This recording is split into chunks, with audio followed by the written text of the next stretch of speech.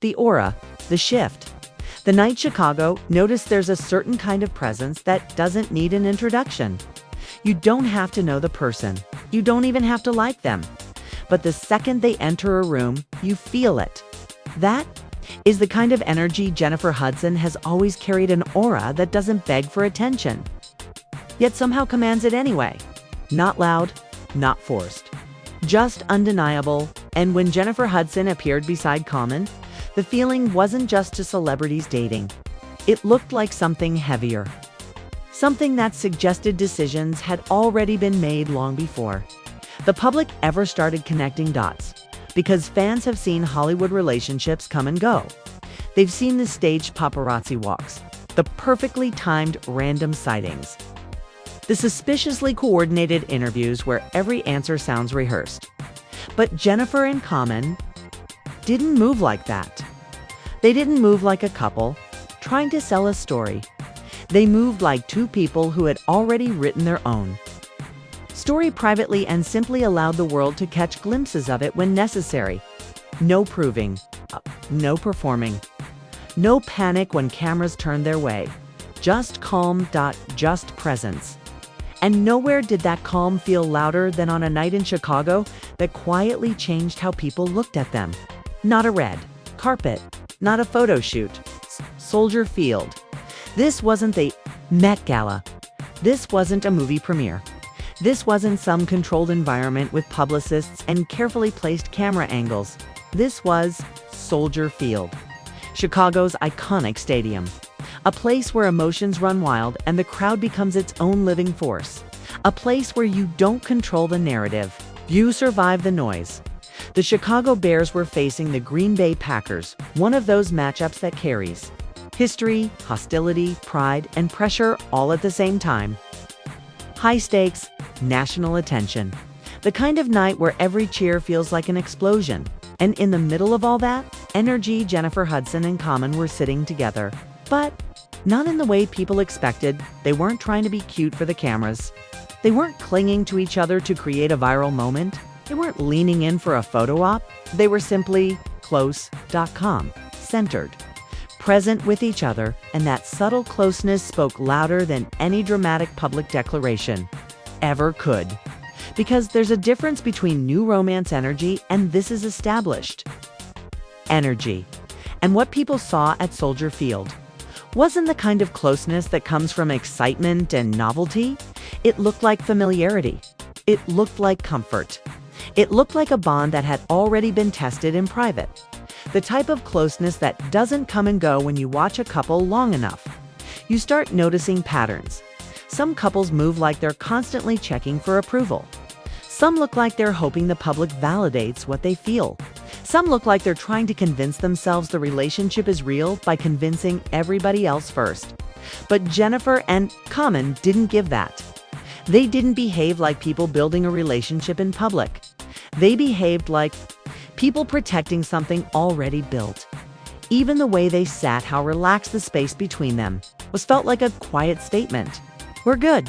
We don't need the world to understand. And then the game turned into a moment that made everything feel even more real. When the stadium exploded, Jennifer let herself go. The Bears pulled off a comeback that didn't feel possible. Over time, a stadium full of people holding their breath. Then victory Soldier Field erupted. And Jennifer Hudson didn't hide her excitement. She lit up. She let the emotion move through her, openly celebrating, expressing joy without filtering herself for the cameras. And that mattered because Jennifer isn't someone who performs happiness on demand. So when she did celebrate, it looked genuine. She went down to the field after the game, letting that Chicago pride and adrenaline take over. She wasn't trying to look cool.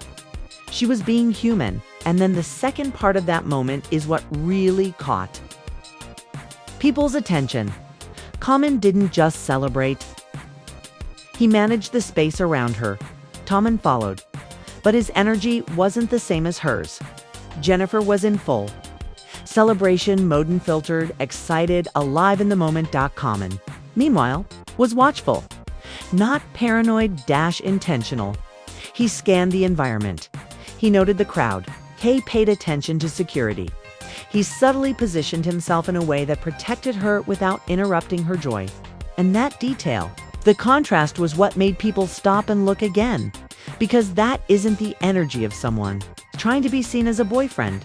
That is the energy of someone who already sees himself as responsible for her. Well, it felt instinctive.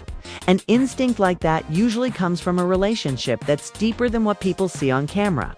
Why fans said, "This is not like his."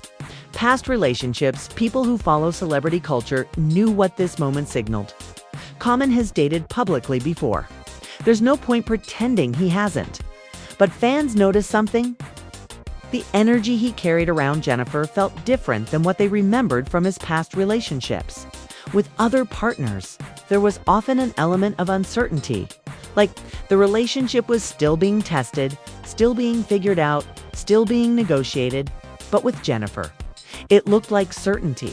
It looked like decisions had already been made, not in interviews, not on Instagram, in behavior.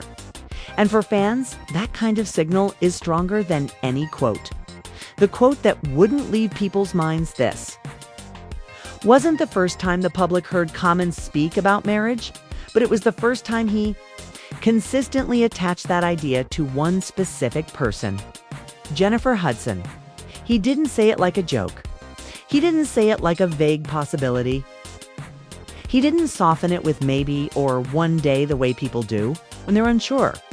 He said it with clarity, the kind of clarity that doesn't sound like a thought, sounds like an intention. And when someone says something like that publicly, people start asking, did they already make that decision privately? Because sometimes what the public calls a rumor, it's really just the world catching up late. The private wedding detail that felt like a clue then.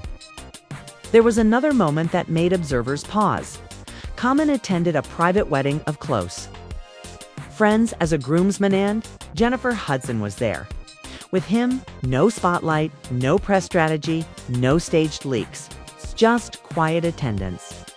That matters because couples who are simply dating casually often don't move with that kind of calm confidence in intimate spaces like weddings. Weddings have a way of revealing what people are really building. And to those watching closely, Jennifer and Common didn't show up like a new couple still figuring things out. They showed up like a unit, like two people comfortable in the same life. Why? Their privacy made the secret union rumors feel plausible. Here's where the speculation grew. Jennifer Hudson has experienced public love before love that turned messy, painful, and highly exposed. That kind of experience changes a person. It makes you careful. It makes you selective. It makes you protective of what's sacred and common. For all his public presence has always seemed to prefer substance over spectacle. So if there were ever a couple that would choose a private path, quiet decisions, controlled narrative, limited public access, it would be them. That's why whispers of something deeper, something already formalized, started to feel believable to a lot of people. Not because of a leaked document, but because of behavior, because of the way he moved around her, because of how she allowed him into her space, because of how neither of them looked like they needed the public to approve of. Love that refuses to performing an industry where romance is often treated like content. Jennifer and Common felt like the opposite. Their relationship didn't look like it existed for headlines. It looked like it existed despite headlines. And that's what made it compelling. They didn't chase attention. They didn't feed the rumor machine. They didn't rush to explain themselves. They simply lived. And as fans replayed those moments, from Soldier Field to interviews to quiet appearances, more people started to arrive at the same conclusion. This isn't casual. This is deliberate. This is settled. This is the kind of love that doesn't need the world's approval because it already has what matters. It's what matters.